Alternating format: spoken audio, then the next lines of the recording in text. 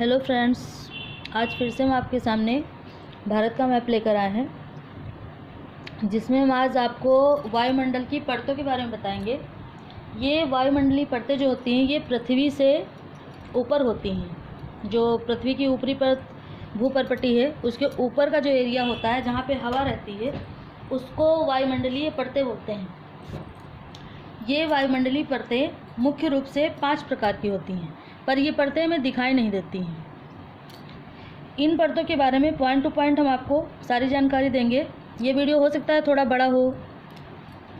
अगर आपको ये एग्ज़ाम के पर्पज़ से यूज़फुल लगे तो इसको लाइक करें, चैनल को सब्सक्राइब करें और वीडियो को शेयर करें।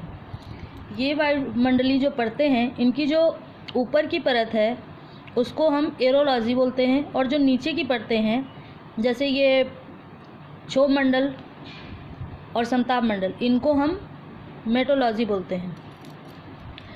वायुमंडल में कई प्रकार की गैसें हैं, जिसमें से सबसे ज़्यादा गैस नाइट्रोजन जो कि 78% है, उससे कम 20.9% ऑक्सीजन है, फिर 0.03% कार्बन डाइऑक्साइड, 0.9% आर्गन, बाकी कुछ अन्य गैसें भी हैं। वायुमंडल में मुख्यतः 5 प्रकार की परत पाई जाती है। अब हम इन परतों के नाम बताएंगे आपको। सबसे पहली परत है क्षोभ मंडल, इसको हम संवहन मंडल भी कहते हैं। ये जो क्षोभ मंडल है ये पृथ्वी से ऊपर 18 किलोमीटर दूरी तक है। पृथ्वी के ऊपर ही नहीं, पृथ्वी जो हमारी जियोड आकार की है उसके चारों तरफ 18 किलोमीटर पर यह क्षोभ मंडल पाया जाता है। इस क्षोभ मंडल में जो बादल, वर्षा, धूल, आंधी जैसी जो घटनाएं होती हैं वो इसी क्षोभ मंडल में होती हैं। ये केवल 18 किलोमीटर तक ही होती हैं। ये जो क्षोभ मंडल है इसमें ग्रीन हाउस प्रभाव भी पाया जाता है। ये ग्रीन हाउस प्रभाव क्या है? मान लीजिए हमारा सूर्य यहाँ पे है, सूर्य की किरणें पृथ्वी पर आती हैं और पृथ्वी से वो वापस जाती हैं। जब वो वापस जाती हैं तो ये जो परत होती है कुछ किरणों को रोक लेती है, उससे हमारी पृथ्वी गर्म होती है, पृथ्वी का ताप बढ़ता है। इसी को हम ग्रीन हाउस प्रभाव बोलते हैं। और ये जो सूर्य की किरणें हैं इनमें से कुछ हानिकारक किरणें भी होती हैं, जैसे पराबैंगनी किरणें, वो हमारी ये ओजोन परत रोकती है। ये ओजोन परत समताप मंडल में पाई जाती है। अब हमने आपको क्षोभ मंडल के बारे में बताया जिसको संवहन मंडल कहते हैं। ये हमने इधर 18 किलोमीटर लिख दिया है ताकि आपको समझने में आसानी रहे। 18 किलोमीटर, बादल, वर्षा, धूल, आंधी, क्षोभ मंडल, इसका दूसरा नाम संवहन मंडल। अब आएंगे दूसरी लेयर में।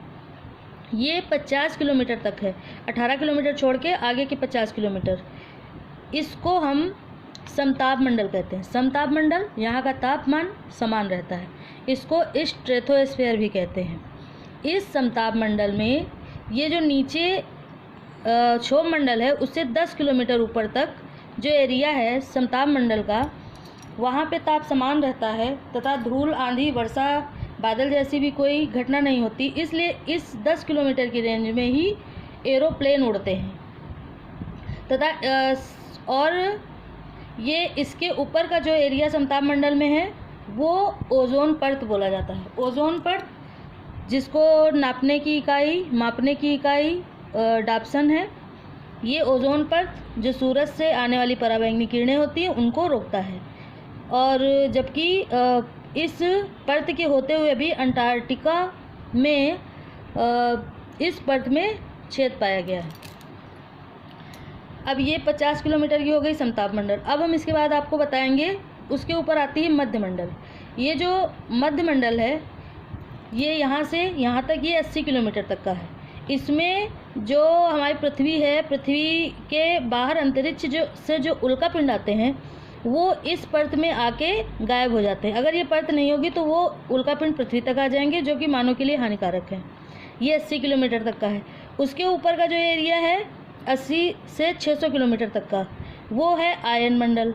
ये जो आयन मंडल है इसमें रेडियो तरंग जो होती हैं उनका प्रभाव रहता है, सैटेलाइट का प्रभाव रहता है। इसमें जो 600 किलोमीटर से ऊपर का एरिया है उसको हम वायुमंडल बोलते हैं। ये वायुमंडल जिसकी नाप नहीं दी गई है। ये ऊपर कितना भी हो सकता है। इसमें हाइड्रोजन, हीलियम जैसी कुछ गैसें पाई जाती हैं। ये तो हो गई हमारी 5 परतें। आप इस मैप के माध्यम से स्पष्ट देख भी सकते हैं। 18 किलोमीटर क्षोभ मंडल, 50 किलोमीटर संताप मंडल, 10 किलोमीटर में एरोप्लेन उड़ते हैं, उसके ऊपर का एरिया ओजोन परत है। फिर उसके बाद 80 किलोमीटर मध्य मंडल, 600 आयन मंडल, उसके ऊपर का एरिया वायुमंडल।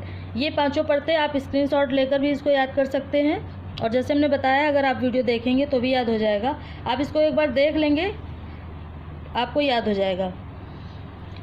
इस वीडियो में बस इतना ही हम बताएंगे, जो कि वायुमंडल की मुख्य परतें हैं। और मेरे अन्य वीडियो देखने के लिए आप मेरे चैनल को सब्सक्राइब कर सकते हैं, और जिसमें हमने दर्रे के बारे में, झील, नदियाँ, पहाड़, पर्वत, कुछ स्टेट के बारे में बताया है। और स्टेट के बारे में जानकारी दी गई है। स्टेट के अलावा उसमें आप